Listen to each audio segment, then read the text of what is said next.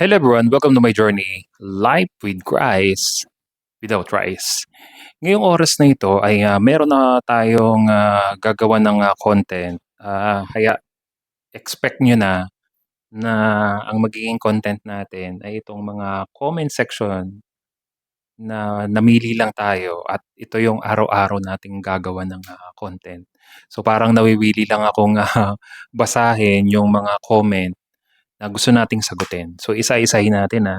Sabi dito, sabi nung isang nag-comment, "Eat what you want and enjoy life." This is very challenging para sa mga tao talagang madami talagang madaming pera. At siyempre, kahit ano nga ng mga bilhin mo, meron akong mga kilala na laging nagla-lunch ay sa mga fast food. At ayun, ang naging ending ay nagkaroon siya ng malalang karamdaman, pati asawa niya, pati anak niya. So, hindi na-adapt niya kasi 'yun sa kaniyang mga magulang at nakasanayan na nila ng kanilang pamilya dahil nga sila yung mga tamad magluto, lagi na lang silang nasa fast food. Siyempre yung mga kilala at hindi naman talaga healthy 'yun. Siyempre, oo nga naman, eat what you want and enjoy life.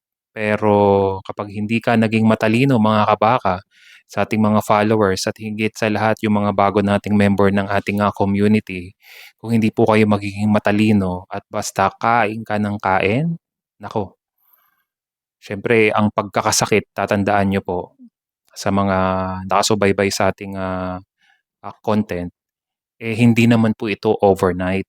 Tatandaan niyong mabuti, ito yung repetition na paulit-ulit mong ginagawa, kinakain, at ang akala mo walang effect, but in the future, kita mo naman na kung ano yung mga naging sakit nung mga tao na mas madalas ay kinakain talaga nila yung mga bagay na nagpapasaya sa kanila, mga pagkain na alam mo na this is life 'pag talagang grabe, carbs na, sweets na, naka-soft drinks na, kinabukasan gano'n uli, sa susunod na araw gano'n uli, susunod na linggo gano'n uli, buwan, taon, taon na ang lumipas at anong ending? Ayun, nagkaroon ng diabetes, nagkaroon ng gallstone, name it under the sun. Kaya ikaw, kung tatanungin kita, eat what you want and enjoy life?